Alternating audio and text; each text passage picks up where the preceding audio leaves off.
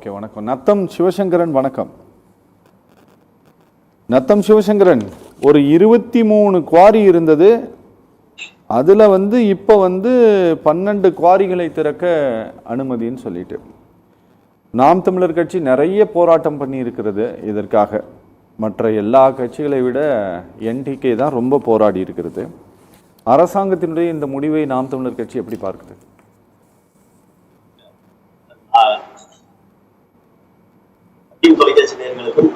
Audio shift பண்ண சொல்லுங்க.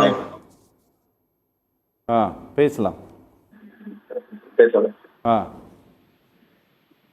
இப்ப சார், லாரி உரிமையாளர் சங்கத்துல இருந்து அவங்க பேசினாங்க. அவங்க பேசும்போது அவங்க குறிப்பிட்டாங்க, ஒரு நீதிபதி யாரோ ஒருத்தவங்க சொன்னாங்க ஆற்று மணல் அள்ளி விட்டா ஒரு மழை வந்தாக்கா ஆற்று மணல் வந்துடும் சொல்றாங்க. நான் ஐயா உங்களுக்கு ஒரு தெரிவிச்சுக்கிறேன், இதை நாங்க சொல்லல. இப்ப நான் சொல்ல போற கருத்தை நாங்க சொல்லல, ஆய்வாளர்கள் சொல்றது. ஒரு கன அடி மணல் உருவாகுறதுக்கு குறைந்தபட்சம் 120 ஆண்டுகள். ஒரு கன அடி உருவாக 120 ஆண்டுகள் ஆகும். நான் சொல்றது, ஒரு ஜேசிபில ஒரு தடவை ஒரு பக்கெட் அல்றாங்க பாத்தீங்களா? இல்ல சொல்ற நீங்க பேசுங்க சிவசங்கரன். உங்க ஆடியோவை நான் இங்க உள்ளதான் கரெக்ட் பண்ண சொன்னேன். நீங்க பேசுங்க, கூட கொஞ்சம் கிளியரா இருந்தா தான் பெட்டர். ஒரு யூனிட்னு சொல்றேன். அதாவது ஒரு டிராக்டர்ல அள்ளக்கூடிய ஒரு அளவு தான் ஒரு யூனிட். நம்ம பார்க்கக்கூடிய பார்வையாளர்கள் ஒரு யூனிட்னா அதோட அளவீடு தெரியாது. ஒரு லாரியில அல்லதுன்னா குறைந்தபட்சம் 3 to 4 யூனிட் இருக்கும். ஒரு டிராக்டர் சொல்லக்கூடிய ஒரு டிராக்டர் தான் ஒரு யூனிட்னு சொல்றோம். அந்த ஒரு யூனிட்ல குறைந்தபட்சம் அந்த ஒரு கனஅடி மணல் உருவாகிறதுக்கு 120 ஆண்டுகள் ஆகுன்னு சொல்றாங்க. இப்ப ஐயாவெல்லாம் சொல்றாங்க, மணல் என்பது ஏதோ ஆற்று நீர்ல அடிச்சுட்டு வர்றதுன்னு நினைக்கிறாங்க. ஏதோ கர்நாடகாவில இருந்து ஆந்திராவில இருந்து மணல் அடிச்சு உருவாவது கிடையாது. அடிச்சுட்டு நம்ம தமிழ்நாட்டில் நிரப்புவது கிடையாது. இப்ப தமிழ்நாடு அளவுல இன்னைக்கு தமிழ்நாடு அளவுல எம்சாண்டு பீசாண்டுக்காக மட்டும்தான் மலைகளை உடைக்கிறாங்களா? கிடையாது. கிரைனட்டுக்காக மலைகளை உடைக்கிறாங்க. 1.5 ஜல்லி 3/4 ஜல்லி இந்த மாதிரி பல்வேறு வகையான தேவைகளுக்காக மலைகள் உடைக்கப்படுது. இன்னும் சொன்னா பூமிக்கு அடியில குழிப்பாறைகளாக உருவாக்கப்படுது. இவங்க மணல் என்பதை வெறுமன மணலா மட்டும் பாக்குறாங்க. கூழாங்கல்லையும் குழந்தைகளாக பார்க்கிறோம். இந்த மணல் என்பது வெறுமன ஆற்று நீரை கலந்து கொண்டு செல்வதற்காக மட்டும் பயன்படுத்துறது. ஆத்துல இது ஒரு படிப்போம் அப்படின்னு நினைக்கிறாங்க. அப்படி கிடையாது. ஆற்றுக்கு கண்டிப்பாக ஒரு 6 உயிரோட இருக்கிறாங்க அங்க மணல் இருக்கணும். நீங்க மண்ணுக்கும் மணலுக்கும் ஒரு வித்தியாசம் இருக்கு. மண்ணில் மரங்கள் செடி கொடிகள் முளைக்கும். ஆனா மணலில்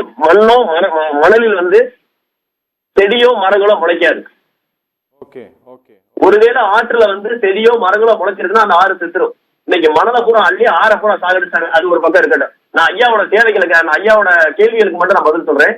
மணல் என்பது இன்று கட்டுமானத்துக்கு தேவை. நான் வீடு கட்டணும், நீங்க வீடு கட்டணும், கண்டிப்பாக மணல் தேவை. ஆனால் அதற்கு மாற்று வழி என்னன்னு நம்ம பேசுறோமே தவிர மணல் குவாரிகள் வைக்கவே கூட நம்ம சொல்லலாம். இந்த மணல் குவாரிகளால் ஏற்படக்கூடிய தீமைகள் என்ன, ஒவ்வொரு பகுதியிலையும் கல்குவாரிகளால் ஏற்படக்கூடிய தீமைகள் என்ன, இதை நம்ம ரெண்டையும் ஒப்பீடு செஞ்சு தமிழ்நாட்டினுடைய மணல் தேவை என்ன, இந்த தமிழ்நாட்டை கடைந்து பக்கத்து மாநிலங்களுக்கு எந்த அளவிற்கு மணல் தேவை ஏற்றுமதி செய்யப்படுகிறது.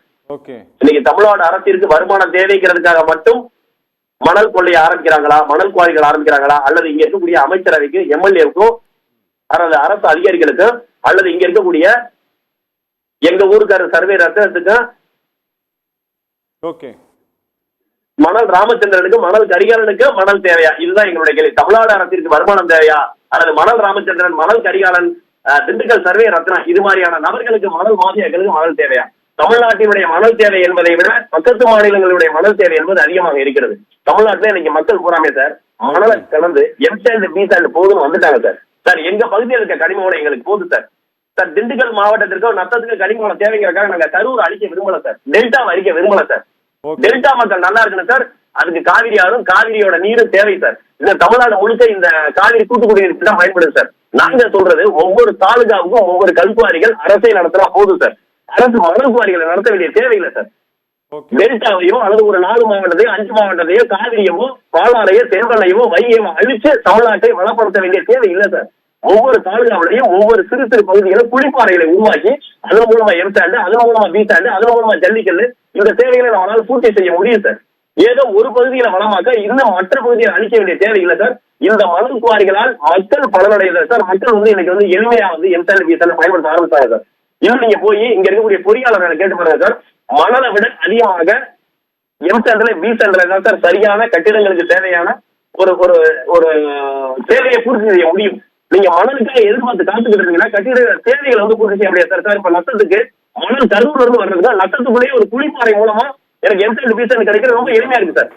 எனக்கு வாகன போக்குவரத்தை தாண்டி எனக்கு அதனுடைய கட்டணங்கள் ரொம்ப குறைவு இருக்கு சார். சார் அரசாங்கம் நிர்ணயிக்க கட்டணத்தை விட 4 மடங்கு அதிகமாக தான் சார் எங்களை மாதிரி காவிரி படுகையை வைகை படுகையை தாண்டி இருக்கக்கூடிய ஊர்களுக்கு அந்த மணல் வந்து சேருது. எனவே நாங்க வைக்கிறது சார், இன்னைக்கு கட்டிடங்களுக்கு தேவையான கட்டிட உபகரணங்கள் கண்டிப்பாக தேவை. நாகரிக வளர்ச்சி, நகர்ப்புற வளர்ச்சி, மக்களுடைய அடிப்படை தேவை, அடிப்படை கட்டமைப்பு, இதற்கு எல்லா வகையான பொருட்கள் தேவை. அதை நாம் தமிழர் கட்சியும் சரி, இங்க இருக்கக்கூடிய எல்லா அரசியல் கட்சியும் உணர்றோம். அதுல மாற்று கருத்துல பாமக மட்டும் இல்ல, நாம் தமிழர் கட்சி மட்டும் இல்ல, தமிழக வாழ் உரிமை மட்டும் எல்லாருமே உணர்றது.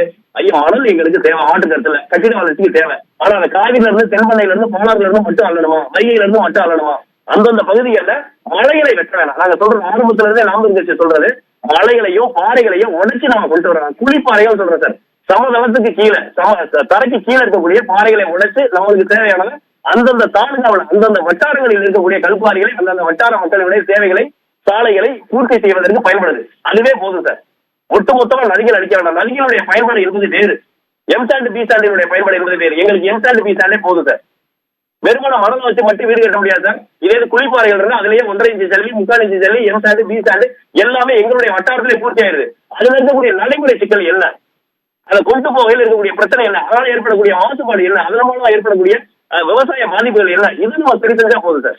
புதிதாக சார் இது வந்து மணல் குவாரிகள் வந்து இங்க ஏற்கனவே ஒழிக்கப்பட்டுச்சு. மீண்டும் மணல் குவாரி என்ற ஒன்றை கொண்டு வந்து ஊருக்கு மீண்டும் ஒரு கொலைகளை ஏற்படுத்த வேண்டாம், கொள்ளைகளை ஏற்படுத்த வேண்டாம், லஞ்சத்தையும் ஊழலையும் மீண்டும் உருவாக்க வேண்டாம். ஆனால் மீண்டும் கொலையோ கொள்ளையோ லஞ்சமோ ஊழல் உருவாக்க வேண்டாம். தமிழ்நாடு அரசிற்கு தேவையான வருமானங்களை ஏற்படுத்துவதற்கு இன்னும் பல திட்டங்கள் இருக்கு.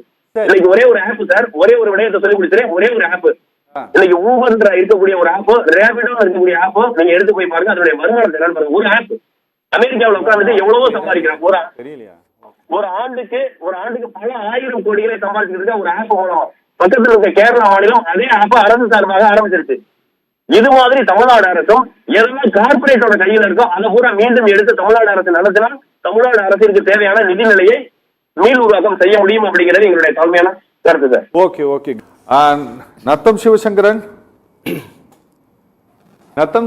இந்த புதிய அரசாங்கம் திரு விஜய் தலைமையில் அமைந்திருக்கக்கூடிய இந்த அரசாங்கம் தங்களால் என்ன முடியுதோ அந்த சேஞ்சஸை அவர்கள் நிர்வாக ரீதியாக செய்யணும்னு நினைக்கிறாங்க. ஏன்னா இங்கே அட்மினிஸ்ட்ரேஷனில் ஆஃபீஸர்ஸை சரி செய்தாலே ஒழிய நீங்கள் அரசாங்கத்தினுடைய செயல்பாடுகளை செம்மைப்படுத்தவே முடியாதுன்னு வச்சுக்கோங்களேன். அவங்க தான் வேலை செய்ய போகிறவங்க, அவங்க தான் கிரவுண்டில் ஒர்க் பண்ண போகிறவங்க, தடுக்க போகிறவங்க அவங்க தான், ஆக்ஷன் எடுக்க போகிறவங்க அவங்க தான், எஃப்ஐஆர் போட போகிறவங்க, சீஸ் பண்ண போகிறவங்க, தண்டனை வாங்கி கொடுக்க போகிறவங்க எல்லாருமே அவர்கள் தான். அப்போ இந்த 12 குவாரி வந்து புதிதாக இந்த அரசு திறந்தது அப்படின்னா இது அரசு நினைப்பதை போல வருமானத்திற்கான ஒரு வழியாக இருக்குமா, அல்லது இன்னும் தவறுகள் அதிகம் நடப்பதற்கான ஒரு சாத்தியத்தை உருவாக்குமா?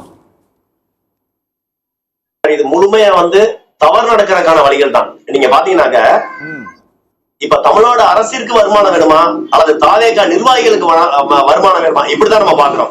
சரி, தாவேகா நிர்வாகிகளுக்கு வருமானம் வேணும் என்பதற்காகத்தான் இந்த மணல் குவாரிகளை திறக்க போறாங்கன்ற ஐயப்பாடு எங்களை மாதிரி ஆட்களுக்கும், நாம் தமிழர் கட்சி போன்ற கட்சிகளுக்கும் சரி, சமூக ஆர்வலர்களுக்கும், கனிம வள கொள்ளையை தடுக்கக்கூடிய நபர்களுக்கும் இந்த சந்தேகம் வருது. நாங்க சொல்ல வர்றது சார், எப்பவுமே சார் அங்க ஒண்ணு இங்க ஒண்ணு நடந்துட்டே இருக்கு. நீங்க மணல் குவாரின்னு பேசுறீங்க, காவிரியிலையும் அந்த காவிரி படுகையில மட்டும்தான் மணல் குவாரிகள் அமைக்கிறீங்கன்னு நினைக்கிறீங்களா? அங்க மட்டும்தான் மணல் திருட்டு நடக்குதுன்னு நினைக்கிறீங்களா? சார் ஒவ்வொரு ஊர்லயுமே ஓடைகள்லாம் மணல் அள்ளிட்டு தான் இருக்காங்க, சிறு சிறு காட்டாறுகள்ல மணல் அள்ளிட்டு தான் இருக்காங்க. மணல் திருட்டு தமிழ்நாடு முழுக்க நடந்துகிட்டே தான் சார் இருக்கு. அதை முற்றிலும் 100% தடுக்க முடியாது. நீங்க சொன்னது மாதிரிதான் அமைச்சர் பிரபு நத்தத்துல இருக்கக்கூடிய, நத்தத்துக்கும் காரைக்குடிக்கும் ஒரு 60 கிலோமீட்டர் தான், பக்கத்து மாவட்டம். இங்க இருக்கக்கூடிய தவறுகளே அவர் சுட்டி காட்டல. குவாரிகள் நிறைய அனுமதி இல்லாம இருக்கு. ஒரு காலர் கூட கேட்டாரு, அதனால பாதிப்பு ஏற்படலையா, தரமான எம்சாண்டா, தரமான பீசாண்டா. சார் தரம் இல்லாத பொருள் எல்லாத்துலயுமே இருக்கு சார். கட்டிடங்களை நீங்க தரம் இல்லாத பொருட்களை எல்லாமே இருக்கு, நீங்க தரமானதா பார்த்து வாங்கணும். அதை தாண்டி இங்க இருக்கக்கூடிய குவாரிகளையும் சரி, கனிம வளங்களையும் சரி நெறிப்படுத்தணும் சார், முறைப்படுத்தணும் சார். சார் 60 ஆண்டுகளா திமுக அதிமுக செய்யலைன்னு சொல்லி தானே சார் மக்கள் விஜய்க்கு ஓட்டு போட்டிருக்காங்க, தமிழக வெற்றி கழகத்துக்கு ஓட்டு போட்டிருக்காங்க. நீங்க மீண்டும் நான் போய் மணல் குவாரியை தொடங்குன்னு சொன்னாங்க, அது எந்த விதத்துல சார் நியாயம்? ஐயா நீங்க நாங்க சொல்ல வர்றது சார், இங்க பாருங்க, எல்லாத்துக்குமே ஒரு மாற்று தேவை. மணல் குவாரிகளுக்கு மாற்றா என்ன இருக்குன்னு பாருங்க, இல்ல தோழர்கள் சொன்ன மாதிரி அதுல என்னென்ன சரி செய்யலாம்னு பாருங்க. நீங்க நான் திரும்ப மணல் குவாரியை கொண்டு வரீங்கன்னா அள்ளக்கூடிய மணலை அளவீடு எதுல செய்ய முடியாது. ஐயா சொன்னாங்க, விவசாய சங்கம் சாரா சொன்னாங்க, அள்ளக்கூடிய மணலை எதுலையுமே அளவீடு செய்ய முடியாது சார். இது முழுக்க நீங்க கட்டவிழ்த்து விடப்பட்டதா இருக்கும் சார். ஒரு அரசாங்கம் நினைச்சா தவறுகளை தடுப்பதற்கான ஏற்பாடுகளை செய்யணும், துரிதப்படுத்தணும் சார். இன்னைக்கு வருவாய்த்துறையில லஞ்சம் வாங்க பயப்படுறாங்க சார். நான் ஹானஸ்டா சொல்றேன் சார். சார் நாம் தமிழர் கட்சியோட கேண்டிடேட், நாம் தமிழர் கட்சியோட வேட்பாளர், மாநில பொறுப்பாளர். ஆனால் மனதார பாராட்டுகிறேன் இன்று வருவாய்த்துறை சார். நான் பத்திரப்பதிவு துறையில கிட்டத்தட்ட 14 அலுவலகம் வச்சிருக்கேன். பத்திரம் விக்கிற லைசன்ஸ் இருக்கு, என்கிட்ட பத்திரம் எழுதுற லைசன்ஸ் இருக்கு. இன்னமும் பத்திரப்பதிவு துறையில் லஞ்சம் வாங்கிக்கிட்டே இருக்காங்க, காவல்துறையில் லஞ்சம் வாங்கிக்கிட்டே இருக்காங்க. ஆனா வருவாய்த்துறை பயப்பட ஆரம்பிச்சிருக்கு. காரணம் லஞ்ச ஒழிப்பு துறையினுடைய தீவிர கண்காணிப்பு. அப்ப இது மாதிரி கண்காணிப்புகள் அதிகப்படுத்தணும் சார், கட்டுப்பாடுகள் அதிகப்படுத்தணும் சார். அரசு அதிகாரிகளை தன்வசப்படுத்தி கைக்குள்ள வச்சுக்கிட்டு அதிகாரத்தை செலுத்தாத அரசியல்வாதிகளை வச்சுக்கிட்டு மக்களுக்கு சேவை செய்யக்கூடிய அதிகாரிகளை பொறுப்புல உட்கார வைக்கணும் சார். நீங்க மீண்டும் திருமாவளவன் ஐயா சொன்னாரு, திமுக சொன்னாங்கன்னு சொல்லிட்டு மீண்டும் அருண் ஐபிஎஸ் மாதிரியான ஆட்களை கொண்டாந்து வச்சீங்கன்னா இது மாதிரி தவறுகள் தான் நடக்கும். நான் சொல்ல வருவது, நேர்மையான அதிகாரிகள் தமிழ்நாட்டில் இருக்கிறார்கள். நேர்மையான அதிகாரிகளை வச்சுக்கிட்டு தமிழக வெற்றி கழகம் சரியான முறையில் நடத்தினா எல்லாத்துலயுமே நல்லா இருக்கும். ஆனால் மணல் அள்ளுவதை நாங்கள் தடை செய்யணும், நாங்க அனுமதிக்க விரும்பல. ஏற்கனவே இருக்கக்கூடிய மலைகள் உடைப்பதை தடை செய்யணும். குளிப்பாறைகள் மூலமாக தமிழ்நாட்டின் மணல் தேவையை மட்டும் பூர்த்தி செய்யணும். மாறாக பக்கத்து மாநிலங்களுக்கு கனிம வளங்களை கடத்தி விற்பனை செய்வதை தடுத்தாலே தமிழ்நாட்டுல இந்த தட்டுப்பாடு வராது சார், இந்த தேவைகள் வராது சார். தமிழக அரசிற்கு வருமானத்துக்கு மாற்று வழிகள் நிறைய இருக்கு சார், அந்த மாற்று வழிகளை யோசிக்கணும். ஓகே ஓகே ஓகே ஒரு